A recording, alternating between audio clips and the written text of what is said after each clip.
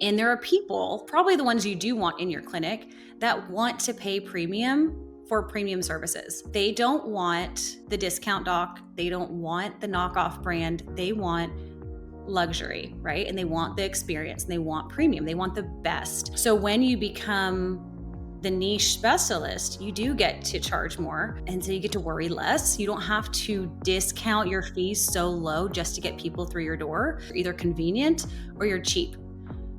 And I don't ever want to be somebody's default choice, like ever in business or life or whatever. I want to be the choice.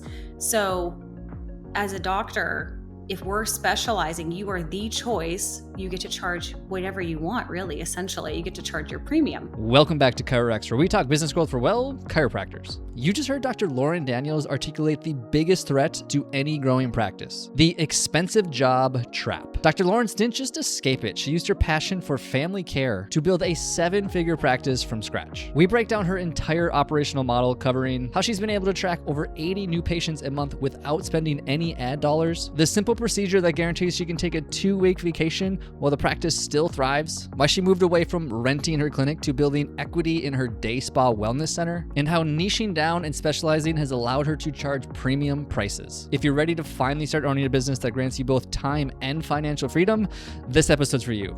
Let's dive in. Well, Lauren, thanks for doing this. I'm excited. As the title kind of implies, we're going to dive deep into specifically how you guys have been able to position yourself as a niche practice and all the lessons learned along the way, and also in regards to why that's been so valuable for your practice. Because obviously I know from a previous conversation that we had is that it's been a huge part of really the success of your business and your practice. And so I guess the first question, kind of just to kick things off and to jump right into it, is like, so what's the first step you took in terms of positioning yourself as the expert in the prenatal pediatric niche? And maybe you didn't even start there. Maybe you started as something separate and then realized like that was the first step you should take to really differentiate yourself. So I'm curious as to like the beginning phases of that for your practice. For sure. So I actually always knew I was going to do peds and prenatal. Like that's what got me going to chiropractic school to begin with. So I knew from when I decided to go to chiropractic school, I knew it was going to be peds and prenatal. So as I was in school, I was already thinking about how am I going to create this business? How am I going to create this practice? So I started taking the educational courses specifically for peds and prenatal literally while I was still in school, which I think was like, I don't know, try 6 or 7 is when you could start. And then it still took me a couple of years to complete the whole coursework that I wanted to do to become quote unquote certified, right? To have that certification behind my name. Because I knew I wanted to specialize, but I didn't want to just say I specialized. I wanted to actually know what I was doing. And so I invested in learning those skills and having that education literally as soon as I could.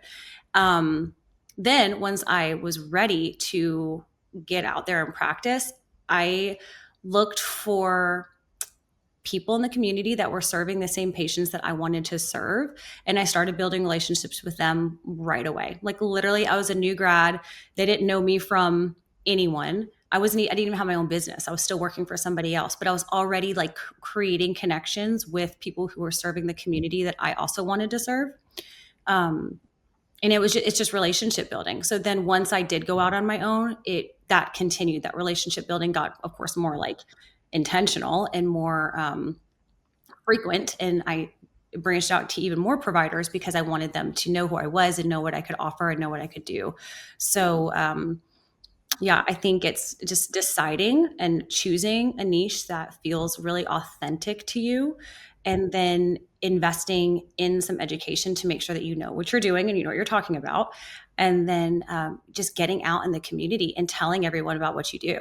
How did you know though? Like, I think that a lot of practitioners understand maybe that niching is important because like, obviously it's like, the expression is like, I don't want to niche slap you. I don't know if you've heard that one before, but essentially it's like making that decision to really pick your lane and to focus on that lane. So I think a lot of people understand that from a broad scope, but I'm curious as to like, how did you know? Like, what were the telltale signs? Like, what if you're a practitioner and you're like, okay, I get it. I know I should pick a lane and I should focus on this specific type of person or this specific problem or this specific treatment.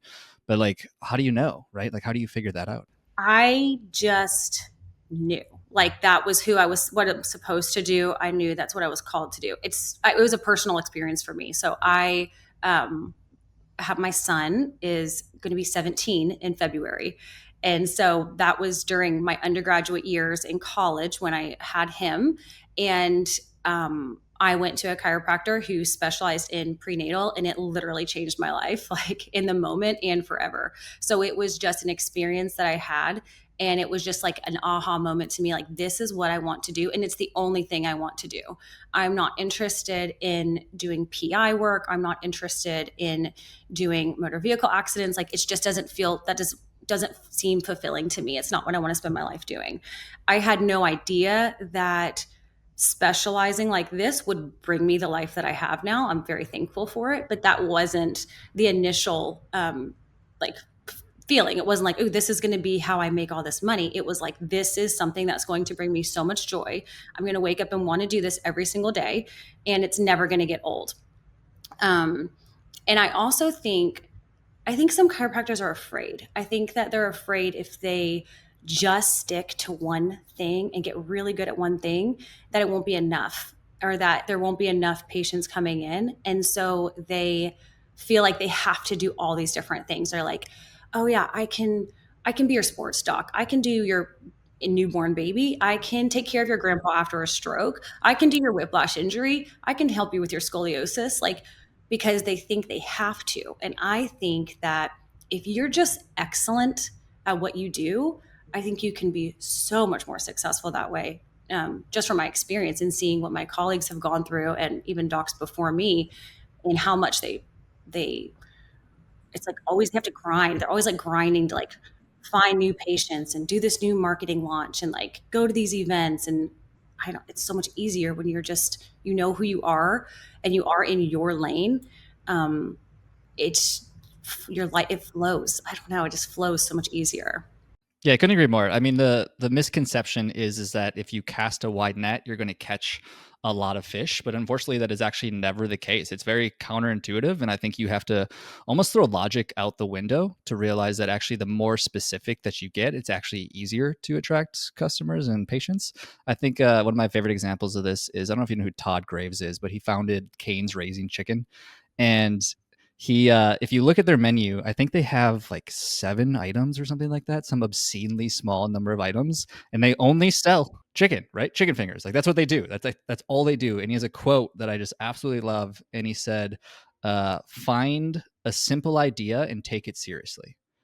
And I think that's like at the core of what you're talking about, is like, no offense, but like, okay, prenatal chiropractic, nothing crazy about that idea. There's nothing new or novel or obscene about that idea, but like, you've just taken it seriously and really figured out how to provide really good care for this specific audience. And as a result, obviously, it's led to a pretty successful practice. I know you've reached a point too where you're getting 80 or over 80 new patients a month from doing no ad spend. I'm curious as to what was like the number one driver to that for your practice. Every month consistently for at least 5 years. We've never spent any money on marketing, with the exception of Softwave. I did add Softwave. So if anybody's watching this locally, they're like, that's not true, I saw her Softwave ad. Yeah, I did run some Softwave ads. But for chiropractic, we've never run ads ever. And it just literally goes back to being that niche and being in our community. Um, it's all referral based, whether it's from our patients within the practice or it's from external sources like doctors and other providers. Um, so I'd love to talk more about that, about referrals, and like how you can get referrals that you can count on, right? Um, it's comes down to you. If you just go into a PCP's office and you're like, I can help your patient with back pain, they're like, cool. Maybe they'll send you like 2 patients and then they'll forget about you forever. But you actually have to, it has to be a two-way street, right? So you have to create value to that provider. You have to do one of two things. You have to either make their job easier, or you have to make them look really, really, really smart for sending them to you. And then you also have to refer patients back to them too, right? It has to be mutually beneficial to both parties. So if I'm just going out expecting all of these doctors to refer patients to me just because I'm who I am, that's never going to work. But if I'm like, hey, if you send me your pregnant patients, what our research shows is that your pregnant patient will have an 80% better outcome if they are under chiropractic care. So I'm talking to a midwife, right? If they're under chiropractic care, the chances of them having a highly successful natural delivery is 80% higher than if they're not under chiropractic care. They're like, wow, that helps me. That makes my job easier. I look like I'm better at my job and I have a better outcome because I sent them to you. So there it's mutually beneficial for both of us. And that's just one example. So it's always a conversation of how can I help you? And then how can you help me as well, as a two-way street. Yeah, it reminds me of the acronym WIFM. What's in it for me? If you're familiar with that acronym, Yeah. that's always the best way to do any form of relationship building or networking or collaborations or partnerships. Because I know a lot of doctors, typical tried and true, I think, is partnering with maybe like a local physical therapist, or like you said, like a local doctor or some sort of adjacent service, whether it's personal training or something of that nature. And the best way to go into every single one of those relationships is like understanding what's in it for them, essentially, is like really like what are they getting out of it, and position the conversation around that. Because at the end of the day, we're all endlessly fascinated with our own problems. And so it's like, if you can be a solution to the problem, is like it'll be a lot easier to make friends. Let's just say that. Um, I'd be curious as to, so you're creating generational care, obviously, because you're starting with younger patients and helping them throughout the course of their life. What does that mean to you? And like, what does that look like in terms of a practice and a business? Like, I have to imagine this is probably helping with retention and churn and like the long-term care of a family and reoccurring income, I guess, from that matter. Is like, how does it look like from a practice and a business standpoint? Yeah. So I am huge on, I think most practitioners who've gotten to the level we have figured out that wellness care and continuation of care is key. And so, yes, you're going to get them in because of your niche or because of their problem they're experiencing, but there has to be more to that story. And so for us, we talk a lot about just how incredible chiropractic is long term, because it is. It's amazing. It changes people's lives and they live in these better states of being because they're getting adjusted so often. So we're constantly planting little seeds, dropping little hints through every experience with our patients. Um, and then they're like, oh, I want to bring my baby, and I want to bring my 2-year-old, and I want to bring my husband, and I want to bring, oh, and that's another thing too. We do see guys, like we do see dads, we just don't really market to them, but we don't turn them away. If they come into our office, of course, we're going to take care of the whole family. Um, but it just becomes where they're getting such incredible results and they're feeling so much better. They want their whole family to feel that, and they want their neighbors to feel that, and they want their coworkers to feel that too. And then it's like, okay, I could come in every 2 weeks, get adjusted, feel amazing, and then know that that's going to continue. Or I could be like, okay, see ya in 6 months when I'm hurting again. And then I come in miserable and I'm stressed out and everything's terrible. So I think that really having those wellness care conversations throughout even the initial care plan and when they're in those acute stages is so important. And then we're just letting them also know, like, hey, by the way, let's check your baby. Let's check your 2-year-old. How's your 5th grader doing in math? Like, how is their attention span in school? How are your kids sleeping? Are you sleeping? Is your husband sleeping? There's so many things that we could do, and we can make their lives so much easier and better if we just are bold enough to have the conversations and not afraid of, oh, they're going to think I'm a wacko because I'm talking about their gut health or their bathroom habits, right? We just have to be brave enough to have those conversations, and it'll change people's lives. And then it just becomes, yeah, it's generational. We just see their whole families. It's amazing. I want to double tap on what you said about also treating the other family members in terms of the husbands or even the dads, maybe, and things of that nature. Because I think that when most people think about niche marketing, is that the fear is that this is going to force me to say no to a whole bunch of people that I could potentially see and provide care for.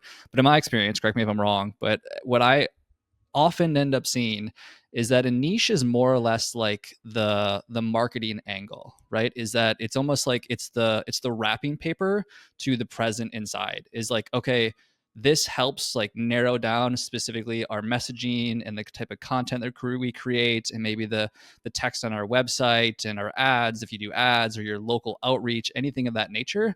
But realistically, it doesn't mean you have to say no to everybody. You don't have to per se, but it just makes like marketing and positioning in the market a lot easier. And then that opens the door for other people that are also interested to also be able to be a part of the practice. Is that accurate? 100%. Yeah, 100%. So we're never going to market to like dads or grandma, grandpa. We love them, but it's just not like our specialty. So when people ask if they're like, oh, do you see dads? We're like, of course we do. We just have a ton of additional training and education in peds and prenatal. So that's why it's our specialty, but we're family practitioners. So we can see the whole family. And then if I have people who come in and I just feel like they'd be a better fit with my chiro friend down the street, I have no problem sending them to somebody else, because I also know chiropractors send me patients all the time.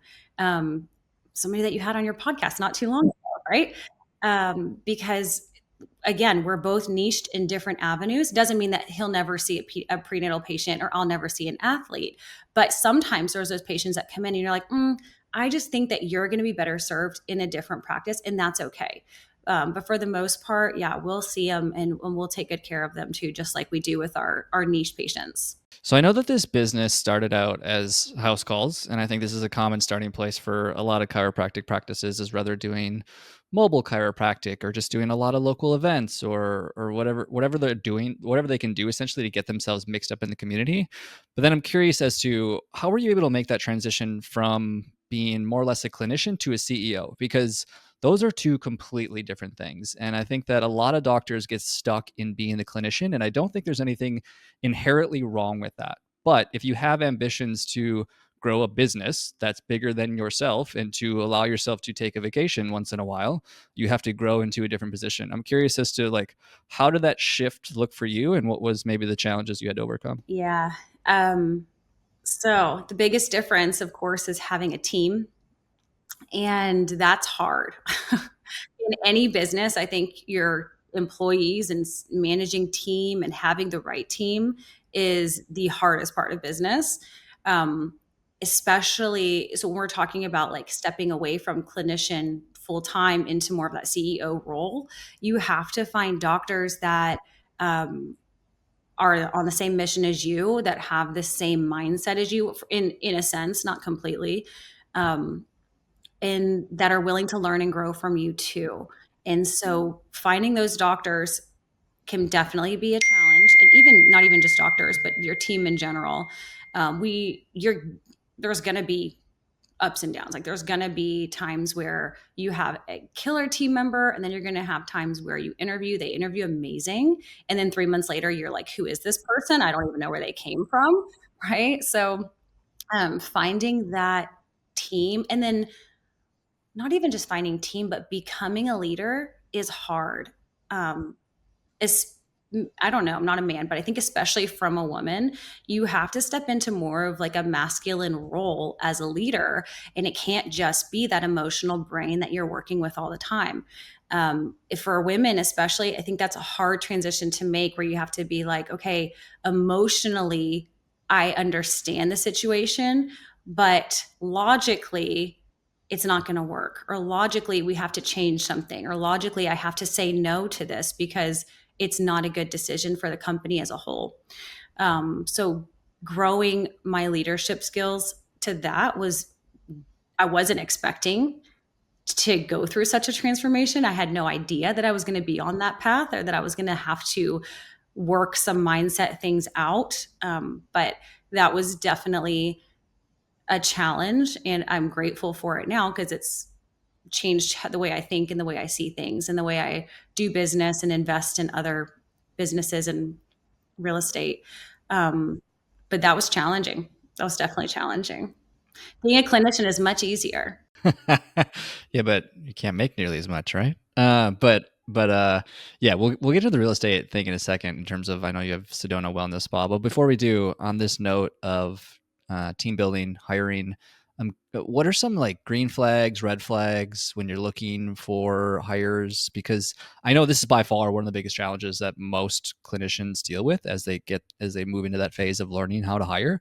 I think sometimes docs get lucky. Like I talked to one the other day with somebody that was with him for like 14 years or some crazy thing, which is awesome, right? But I think more often than not, people are on the other end of that scale, in terms of, like you said, they're around for 2 months, 3 months, and then they turn into a different goblin and it's like, what just happened here?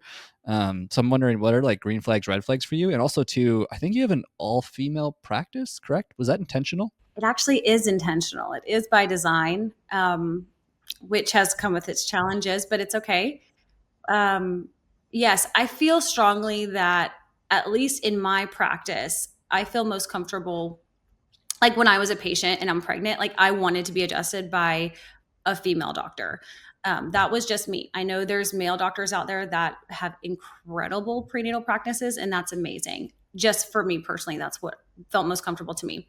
Um, and there's just, it's rare. It's rare to go into a business. It's rare to go into any company and see that it's completely run by women. So I just kind of love that. I'm not like any kind of feminist or anything like that, but I just think it's kind of cool. So, yeah, it's all women. Green flags and red flags. Let's see.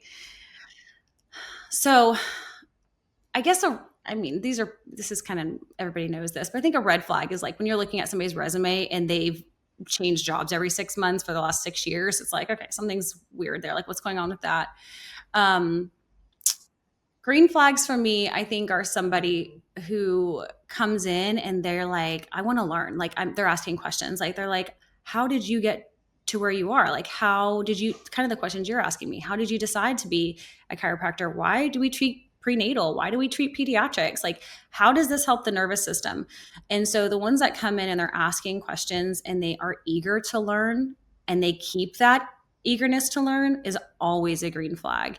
Um, I've had team members who have come in and, we kind of thought it was just going to be like, oh, short term while you're in school. And then I was talking about like CAs, short term while you're in school, and then you'll go on and do your thing. And they've actually decided to stay and grow within the company. We've created whole new positions for them based on their strengths and how they want to now work as a professional, because they've been so amazing and because they love what we do so much. So those are people that have come in and just been fascinated and interested and eager to learn. So I think that's, always a green flag. Um, yeah, I mean, you can just tell the red. Some of them you can't, right? They interview great, and then they turn out 3 months later, and you just don't know. But red flags, I mean, they come in and they're in their pajamas, and they come in and they just, you Has can that get, happened? Somebody came in their pajamas? it has happened. They come in and they look like they just rolled out of bed in their pajamas, and I'm like, girlfriend, like this is not. And you walk into our practice is beautiful, and so the aesthetic is there, the vibe is there. We want people to come in and feel like, oh, I love being here, it's so beautiful. And so you can just kind of tell when they're not going to take it seriously. When you're just a paycheck to them, it's not the right fit. I couldn't imagine. One of the things that I've seen work well recently as well, so feel free to steal this, or the listener can steal this as well, is asking them about their previous job or their previous employer. And based on how they respond can be a very like green flag, red flag for me, in the sense of if they start like complaining and getting very negative and they're like, oh, they were awful and they did X, Y, and Z, and they just they flip to negative as opposed to like maybe what they learned and maybe the lessons from it. I think that's a pretty telltale sign for me. I think that's both in like hiring and probably relationships for that matter, but that's a big one for me. It's victim mentality, right? When it's that victim mentality, they come in and no, that's going to be a hard no, hard pass. So tell me about maybe some of the procedures you put in place. I want to stick around this kind of like team building, hiring, operational thing for a moment. What are some of the things you put in place to be able to take vacations now, right? Now that you have a practice, you have team members, how are you able to step away from the practice while also maintaining the quality of care that obviously you would hope a patient gets from your clinic? Yeah, I mean, I think for us, it's we have our systems in place and they're pretty down pat, and we have regular trainings, regular meetings, so everybody knows exactly how the office is supposed to function and operate. At this point, I'm only seeing patients 2 days a week right now, as is.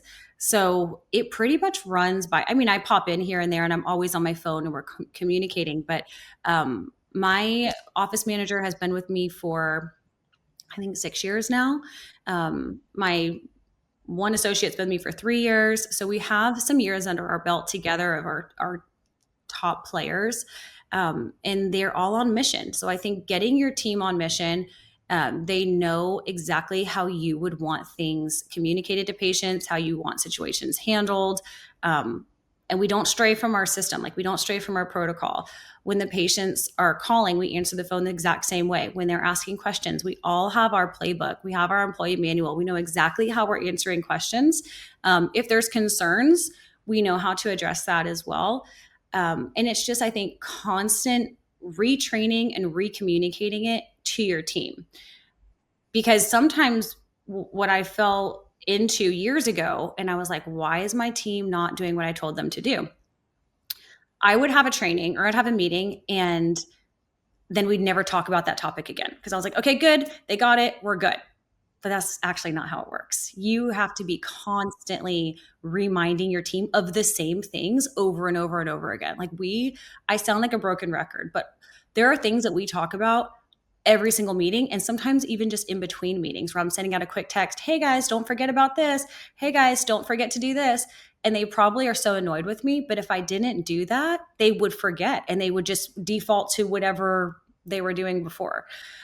So it's constant reminders, constant training, and constantly pouring into your team. It's never going to be just a set it and forget it with team, ever. Even if you have an employee manual, you can't hand them the manual, expect them to read it, and then always do what it says to do, because it's never going to happen. So we do hand them the manual. We do expect them to read it, but we also consistently train and repeat and repeat and repeat. So it's almost like ingrained in their brain.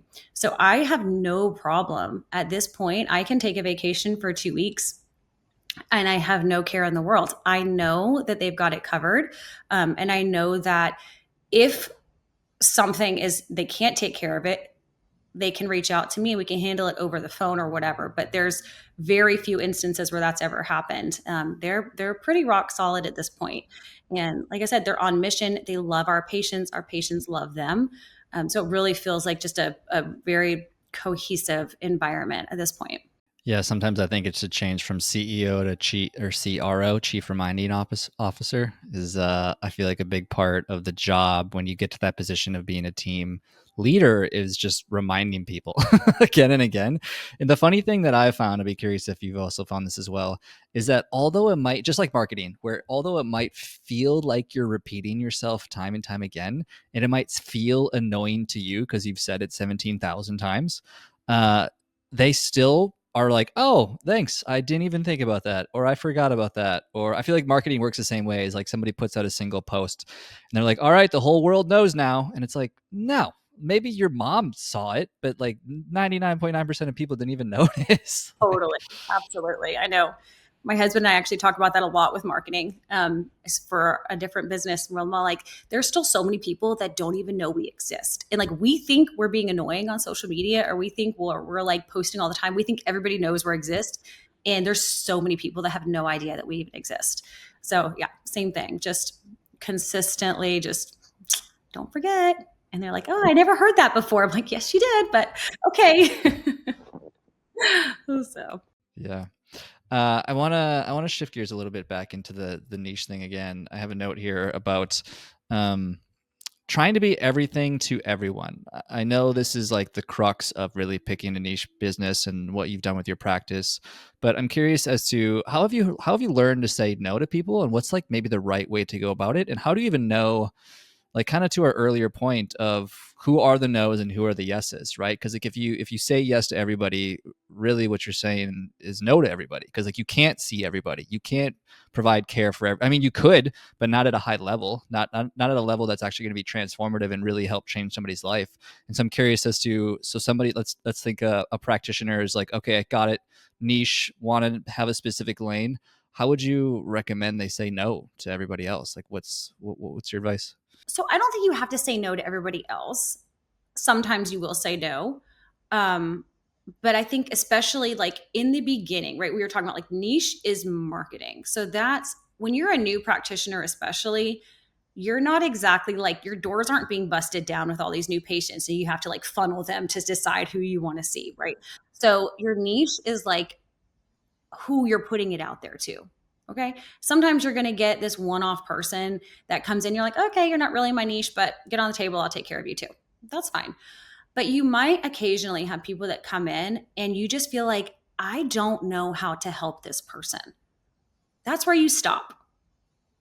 If you don't know what you're doing, please stop and just refer out, right? That's how I feel a lot of times with babies. And I hate to like call doctors out, I'm not calling anybody out, but there are people and they're like, oh, I see that she's doing really well working on these babies down the street. So I'm going to start working on babies.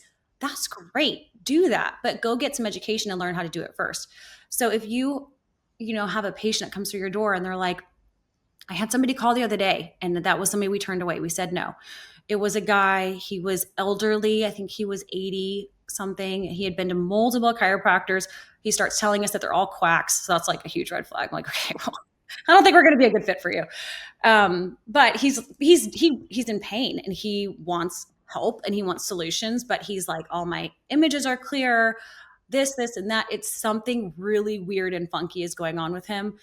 And I just was very honest. I said, I don't think we're going to best serve you here in our clinic. I would love to give you 3 names of other chiropractors that maybe will be a better fit for you. And so I think it's just coming down to honesty. Like if you know you probably aren't going to help that person, like deep down in your core, like ego aside, $65 aside, whatever your adjustment price is, if you know that you're probably not going to be able to make a difference for this person, just be honest and say, I don't think we're the best fit, but I think I know somebody who could help. And you just send them down the road because that's going to come back around to you. It always does. Anytime I've had to send a patient to a different chiropractor, it comes back to us tenfold. So you don't have to, that's that scarcity mindset, right? And some people are stuck in that, like, I have to see everybody. I have to see all the people, or I'm not going to be able to pay my rent this month. That's such a scarcity mindset. And that's a fight or flight response that you have to get out of because it's a horrible way to live. It's a fear-based way to live. And life can be so much better than that. Practice can be so much better than that and so much more fulfilling. So it's okay to say no. And that gives you more room on your schedule and more room in your clinic to see the people that you do want to see, that you can help and that you can make a massive difference for. So once you grasp that mindset, I think that's really powerful too. Yeah, I've determined that it's a universal law of the world is that when you give, it always comes back in tenfold. You don't really know when, you don't really know where, you don't really know like what it's going to look like, but it always comes back in some way, shape, or form. I can say without doubt that has happened time and time again in my life. You briefly alluded to the pricing side of things. Has staying in a practice help you, or excuse me, staying in your lane in your practice help you to charge premium prices? Like, have you been intentional about like, okay, since we provide such a specialized service, has this impacted the prices you can charge and also, I guess, the overall revenue or profit you can make within the business? Absolutely. And so I think that's another really good plug for finding your niche is because you do get to be the specialist. And because you've invested your time and your money and your resources into learning this skill and honed it and become the best, people will pay premium for that. And there are people, probably the ones you do want in your clinic, that want to pay premium for premium services. They don't want the discount doc. They don't want the knockoff brand. They want luxury, right? And they want the experience and they want premium. They want the best. Um, so when you become the niche specialist, you do get to charge more. And so you get to worry less. You don't have to discount your fees so low just to get people through your door. And I think that when you're one of those kind of jack of all trade doctors and you you want to be everything to everyone, the only way you can differentiate yourself is by being the cheapest. That's it. Otherwise, why would they come to you over somebody else? It's going to be one of two things. You're either convenient or you're cheap. And I don't ever want to be somebody's default choice, like ever in business or life or whatever. I want to be the choice. So as a doctor, if we're specializing, you are the choice, you get to charge whatever you want, really, essentially. You get to charge your premium.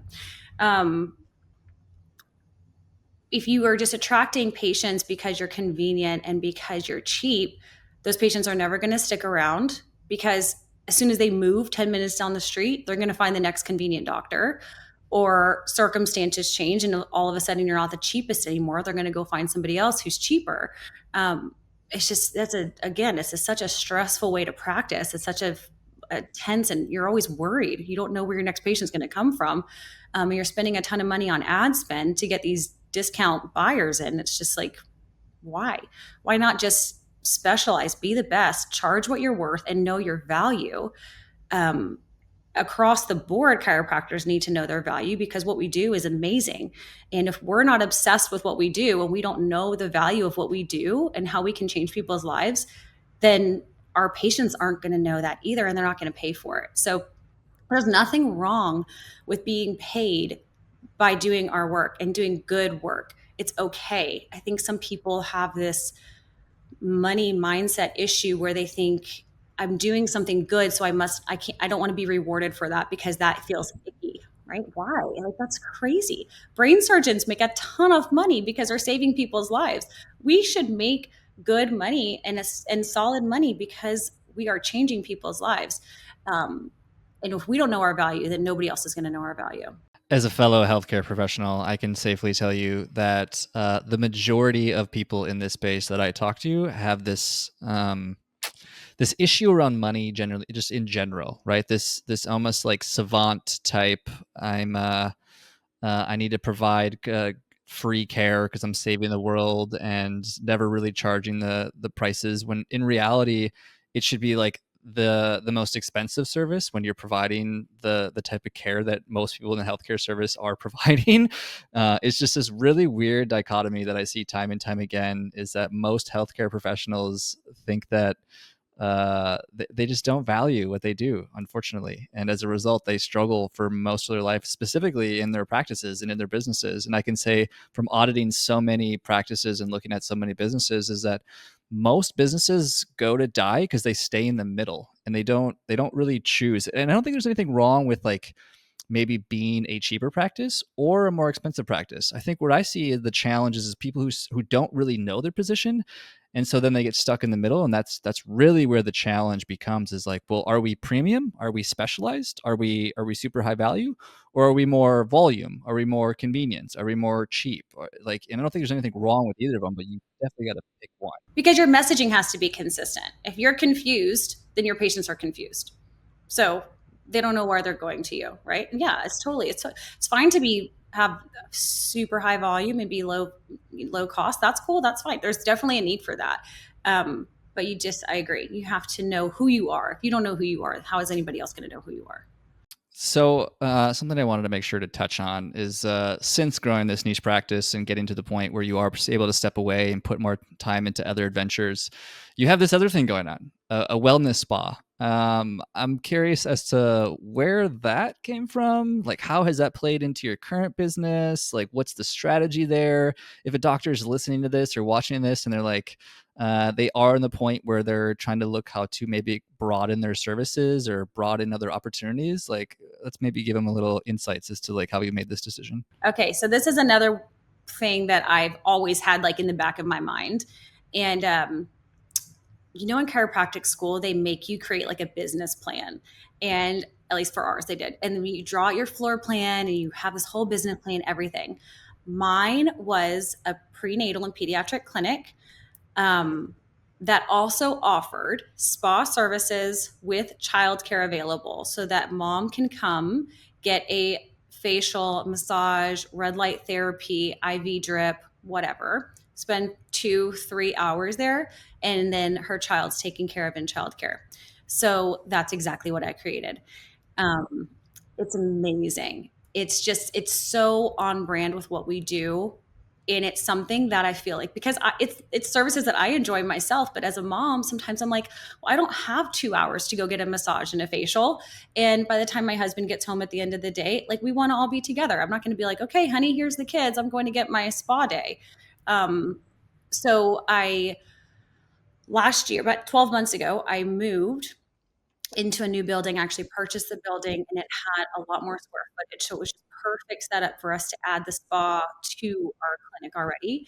And it's it's our same patient base are now the clients for the spa, and then the spa is trying to bring in its own clients as well from outside. But initially it's really just funneling our patients like, hey, look at all these new services, like you can come get your adjustment, but then what about go lay in red light therapy for 20 minutes because you're just feeling so overwhelmed and stressed with life, like we've got baby, go relax. Or they're feeling drained, get an IV drip, go get a massage, a facial, whatever.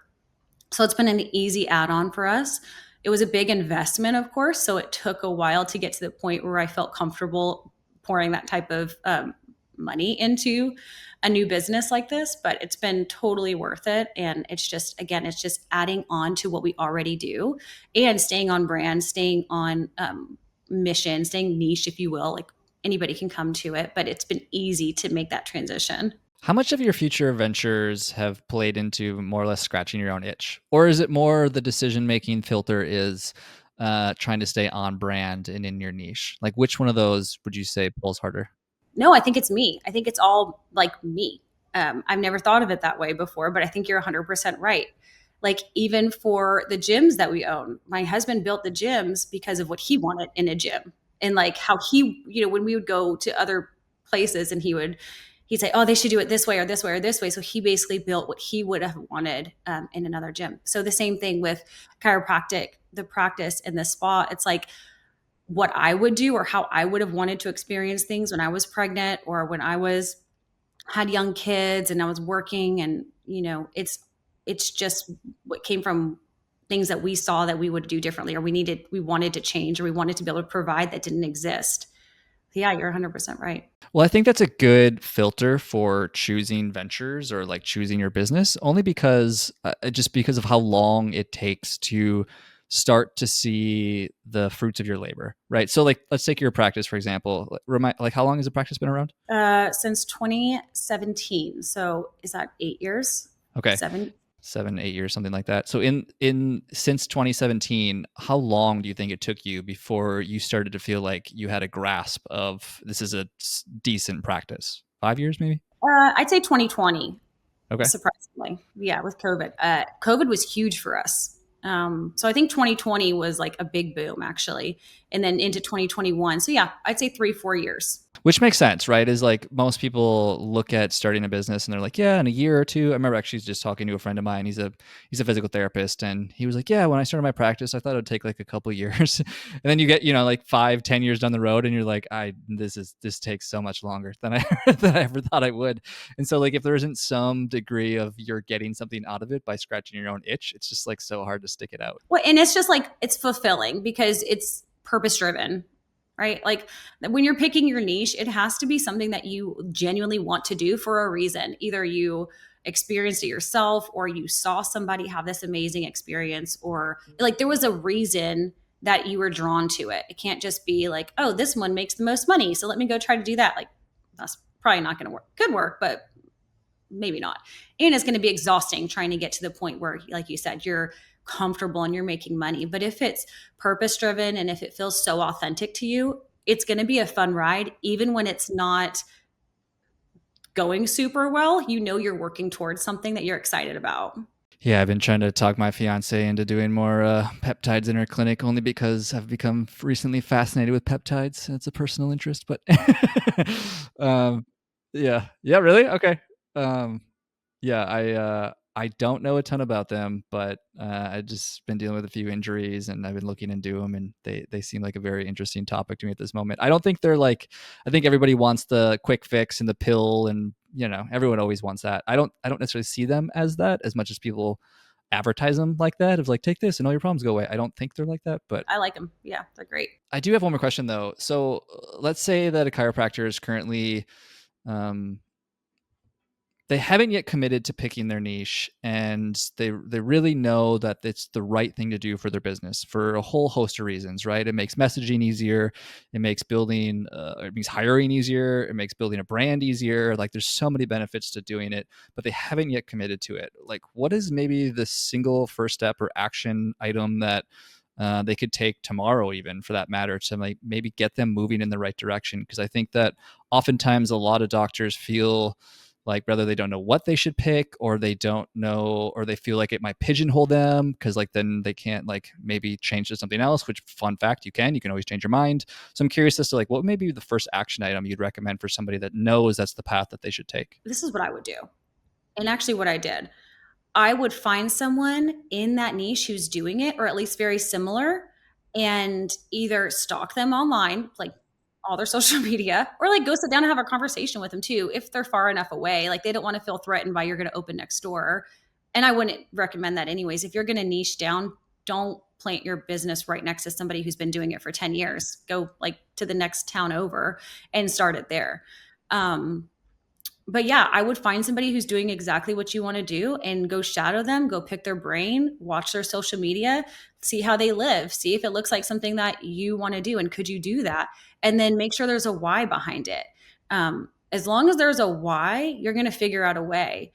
If it's just because somebody else has it and you think you want it too, it's going to be a lot harder. So I think kind of like going back to, why did you go to chiropractic school in the first place? Like, what was it? What was that thing that made you want to become a chiropractor? It probably wasn't just fixing someone's back pain.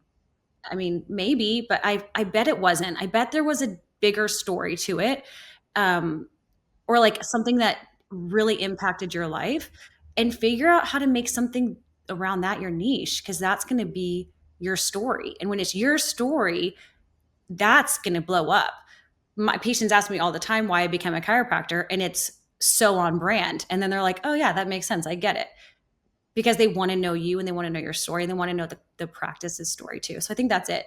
Finding what you want to do for a reason, what's your why, and then seeing if there's somebody out there that can mentor you, or you can at least, like I said, stalk them, figure out what they're doing, and see if you like it. Yeah, I think most people get caught in the shiny outcome syndrome, as I like to call it, is that they see maybe the results that somebody like you has, and they're like, I want that.